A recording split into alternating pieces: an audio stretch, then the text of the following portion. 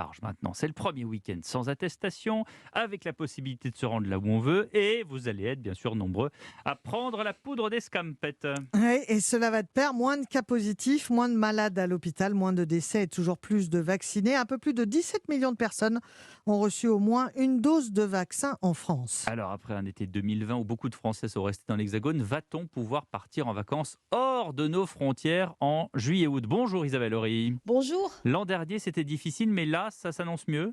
Mais oui, les grandes destinations européennes se préparent. C'est même un peu la course pour essayer d'attirer le plus de touristes. Ainsi, le Premier ministre italien Mario Draghi a promis que dès le 15 mai, les portes de son pays se rouvriront aux visiteurs.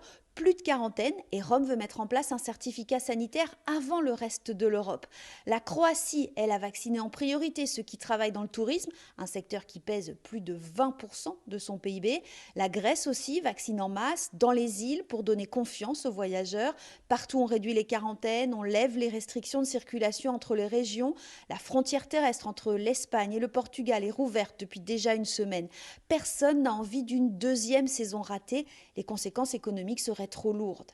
Alors le certificat sanitaire européen, Isabelle, va-t-il accélérer le mouvement ? C'est le but, il faut se rappeler que ce sont les pays du Sud qui ont voulu sa mise en place rapide. Il doit fluidifier les déplacements, simplifier la vie des autorités et des voyageurs. Plus de problèmes de langue pour les documents, plus de doutes sur la fiabilité des tests PCR ou des vaccins. Les essais commencent dans une semaine, le système sera techniquement prêt le 1er juin, nous dit-on, et donc il doit entrer en vigueur dans la deuxième quinzaine du mois prochain. Merci Isabelle Horry, correspondante d'Europe 1 à Bruxelles.